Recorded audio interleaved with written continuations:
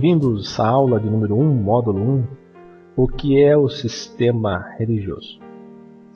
O emissário do Salvador, Paulo, aquele que foi enviado ao campo missionário na época, falou em 2 Coríntios capítulo 3 sobre os círculos religiosos que insistem em ficar nos dogmas e preceitos velho-testamentários.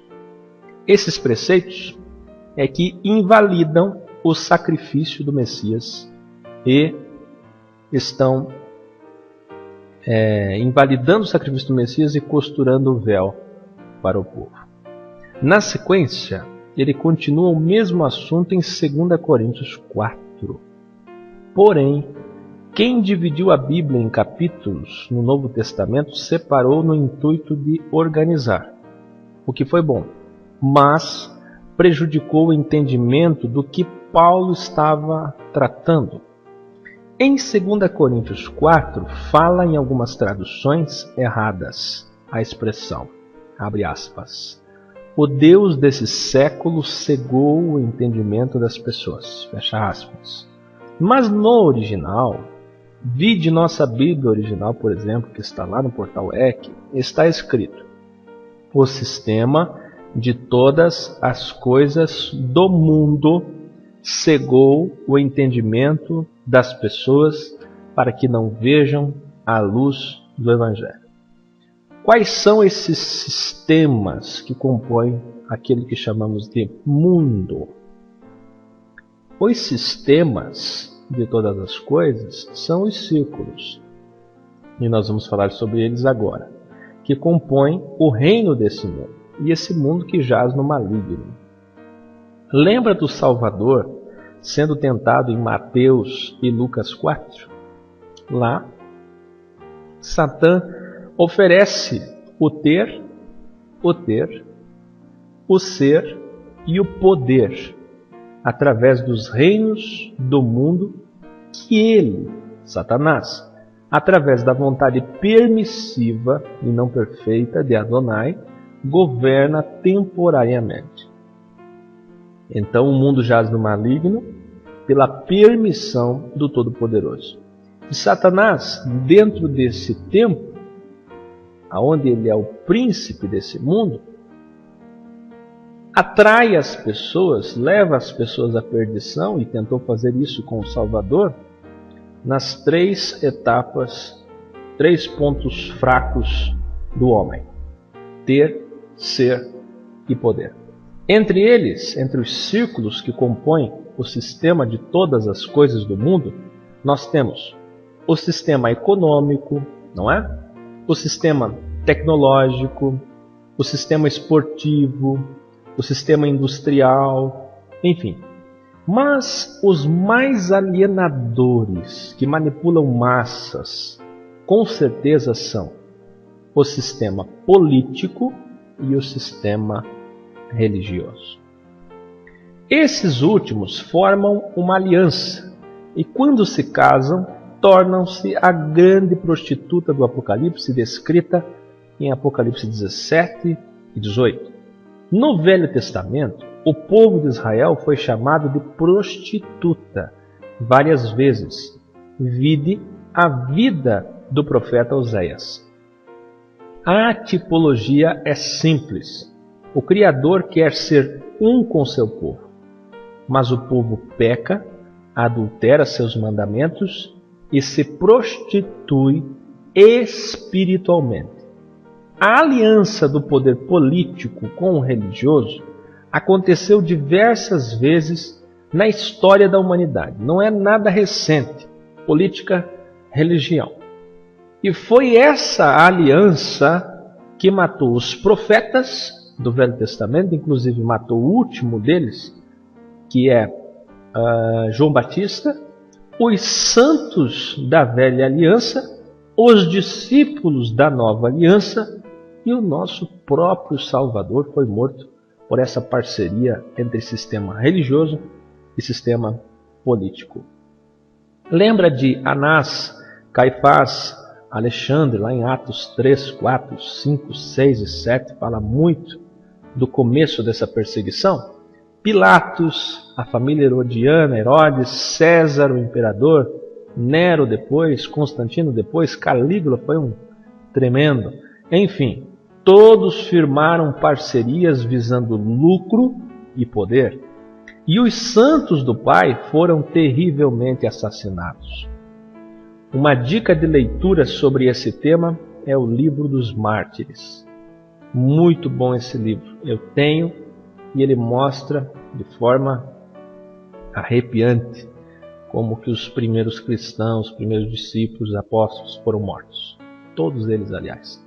Prezado aluno, você que prestou atenção na cronologia do paganismo, você viu lá a página, assistiu os vídeos, visitou os links, está estudando com dedicação, agora já tem uma visão panorâmica satisfatória para entender o que aconteceu na história da Igreja desde Constantino até a Reforma Protestante e da Reforma até hoje, com a bancada evangélica. Ora, o que é a bancada evangélica se não é o sistema político aliado com o sistema protestante? Também a bancada católica. Com o mundo gospel e as alianças político-religiosas e midiáticas. Hoje nós temos um adendo. Além da aliança política religiosa, nós temos a aliança midiática, da mídia, revistas, televisões, portais da internet, grupos de mídia.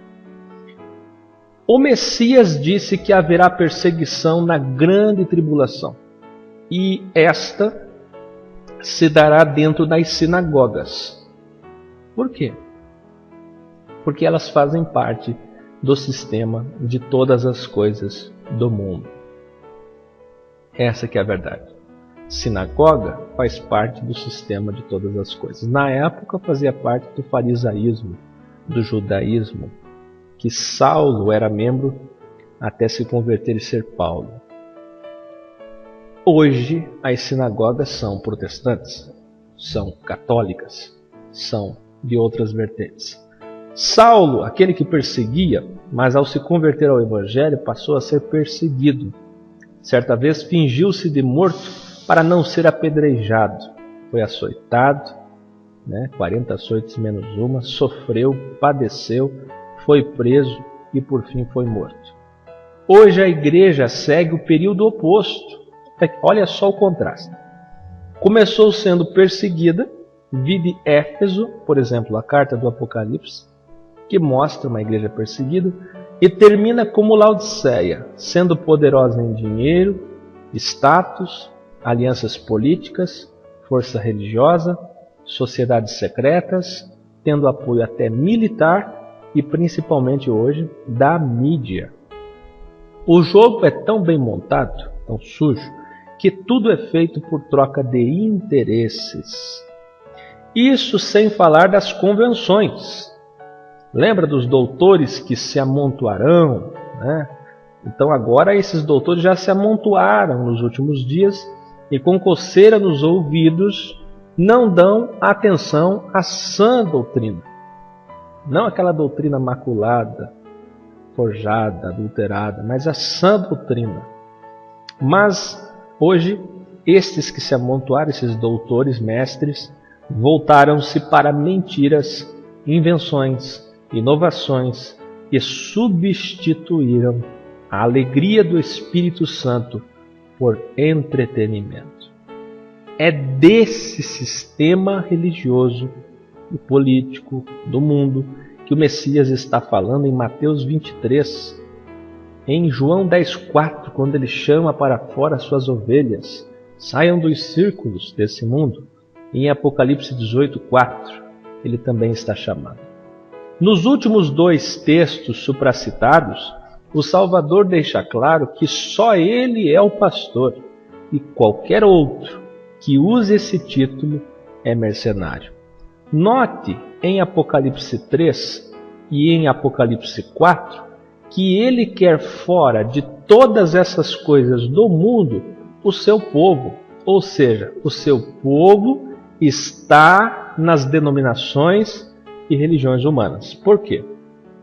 Porque em Apocalipse 18:4, se você abrir agora aí, está dizendo a seguinte expressão: e ouvi outra voz do céu que dizia: sai dela, povo meu. É povo dele. É esse povo que está dentro dos círculos religiosos desse mundo que ele está chamando para fora, para a concepção de evangelho adenominacional. Esse prefixo, tracinho, denominacional, significa fora, sem. Não somos nominados, somos da igreja, a única, a noiva do Cordeiro. Veja nesses versículos a verdade que o sistema religioso não prega. Em Tiago 1,26 diz: se alguém se considera religioso, mas não refreia a sua língua, engana-se a si mesmo e sua religião não tem valor nenhum.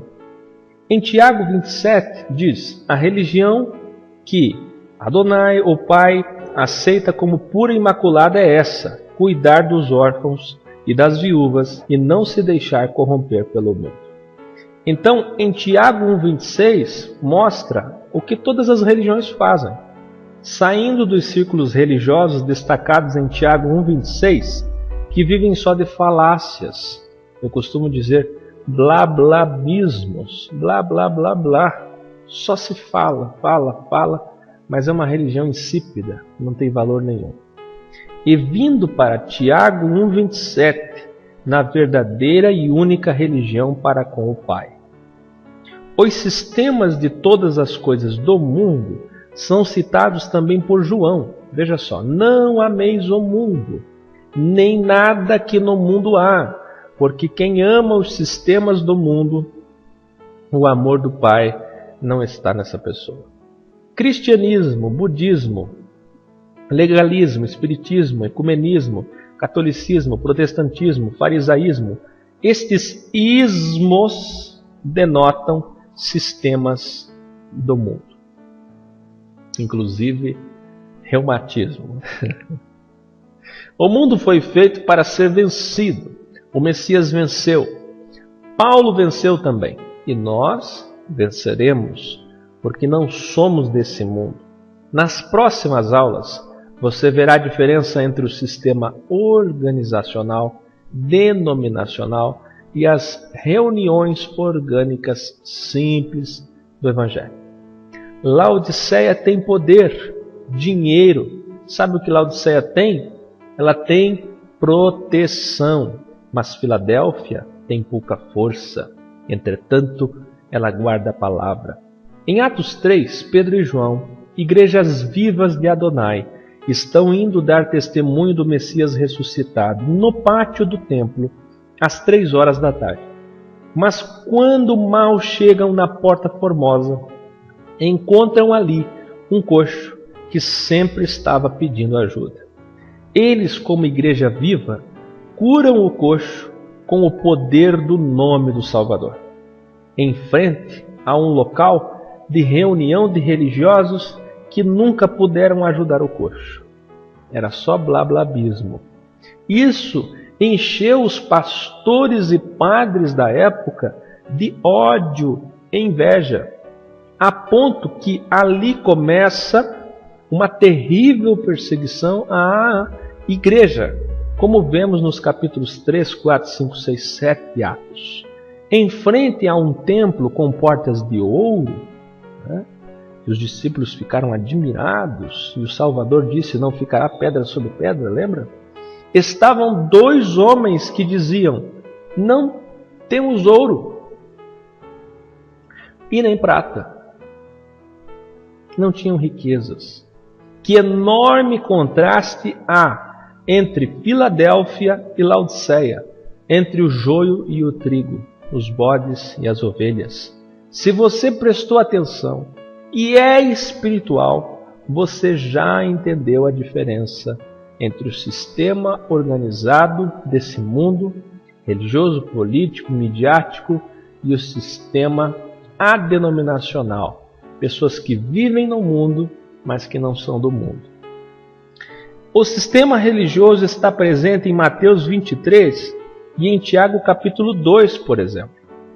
Eu pedi agora há pouco que vocês lessem Tiago capítulo 2 inteiro, na introdução que fizemos.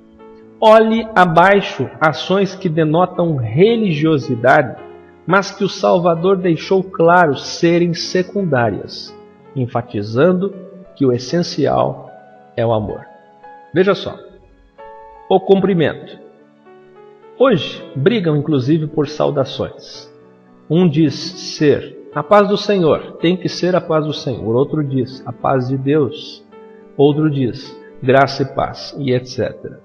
O Messias aborda claramente isso em Mateus 23, como sendo extremamente secundário. Ora, não adianta dizer a paz da forma mais perfeita e religiosa possível, se não há paz entre eles.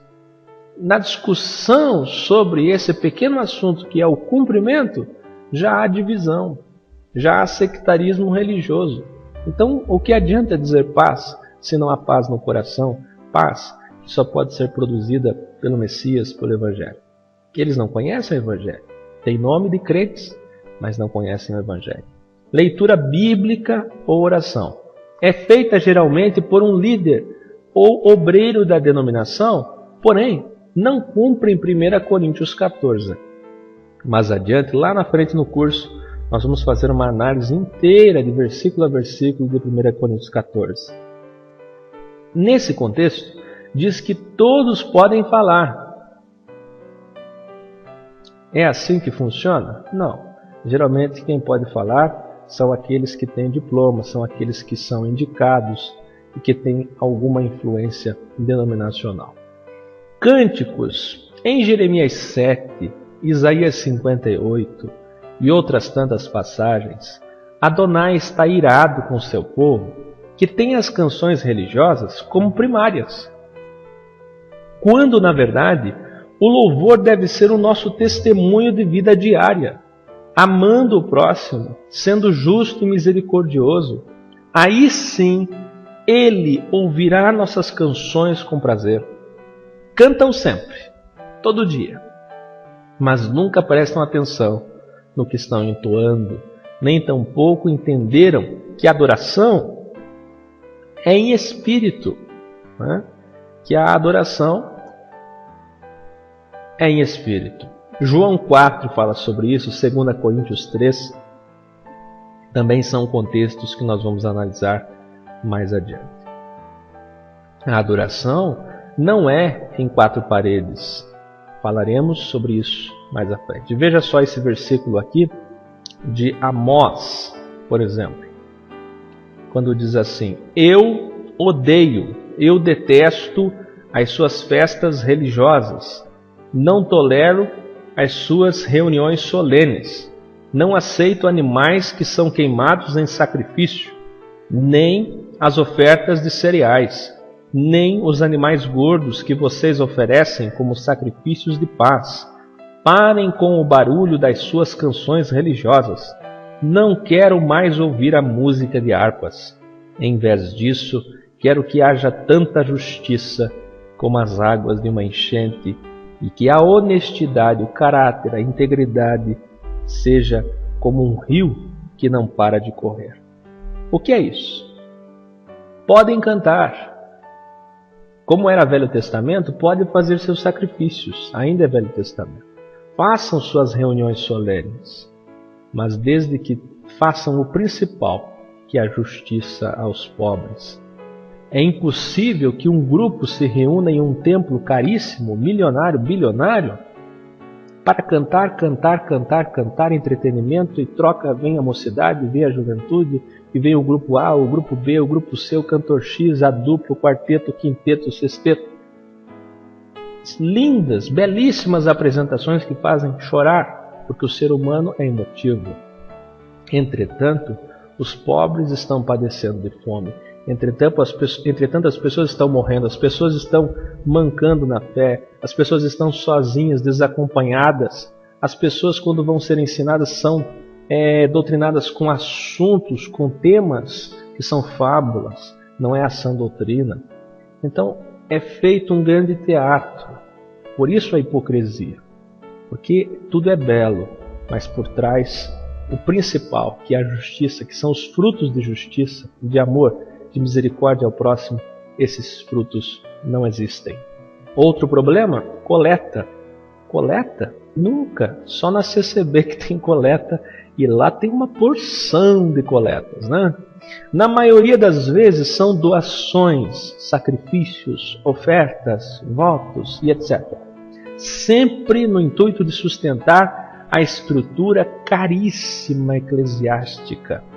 Ora, se você faz um templo de 1 bilhão, de 1 milhão, de 100 mil reais, essa estrutura precisa ser mantida. Sobre oferta e dízimos, abordaremos mais adiante nas próximas aulas, bem como sobre as verdadeiras coletas bíblicas. Teremos uma aula específica para isso. Aliás, 2 aulas. Sermão. Raramente a pregação é do Evangelho da graça de graça. Muitas vezes são apelos para campanhas, interesses locais ou do momento, que vão beneficiar a liderança ou a denominação. São monólogos que se afastam e muito de 1 Coríntios 14:31, que diz: todos podem falar, todos aprendem e todos são consolados. Tudo isso, inclusive o altar, a arca, o púlpito, a oratória, enfim, veio da paganização que já citamos e mostramos na introdução desse curso.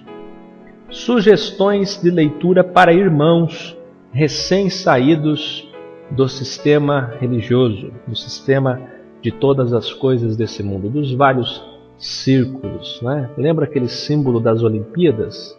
Aqueles círculos coloridos? O sistema de todas as coisas do mundo é como se fosse aqueles círculos, né, do Google+. Eu aconselho logo depois do término desse curso, não agora, depois quando acabar o curso, aqueles que não leram, leiam 2 excelentes livros orgânicos, O Cristianismo Pagão, e depois, na sequência, leia o livro Reconsiderando o Odre, ambos de Frank Viola, um irmão que foi pastor influente nos Estados Unidos da América. Leia tudo com zelo e retenha o que é bom. Muitas coisas ali, eu notei que ele se aprofunda, prova por A mais B igual a C, e igual a AB, né? Igual a C não, igual a AB. O livro é sensacional, porque dá uma visão panorâmica profunda sobre todos os epicentros de onde surgiram o pano de fundo de todo o paganismo de hoje.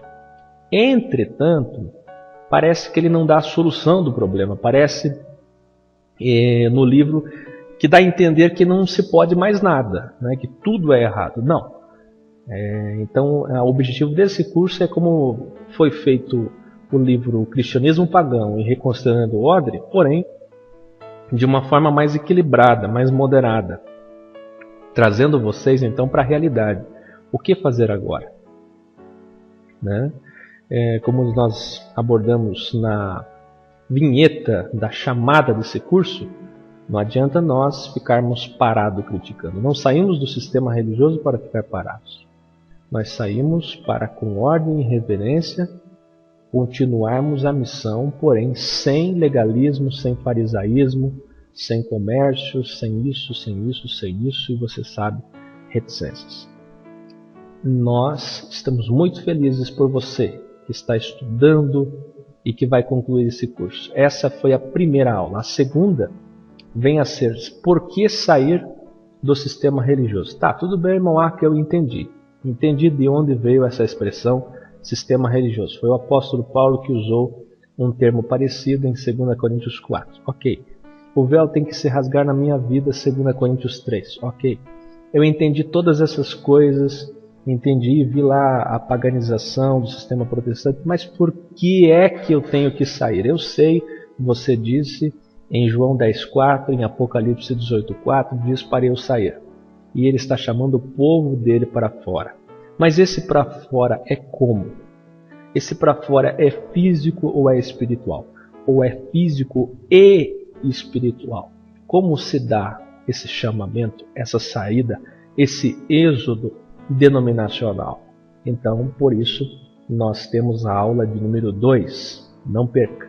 Assista com muito carinho, chame a família, todos em silêncio, fazendo o curso com a apostila na mão, com caneta, marca-texto com lápis, sabe? Não deixe de fazer o curso com muito carinho e dedicação. Por que sair do sistema religioso? Um abraço a todos vocês, aguardo vocês na videoaula de número 2.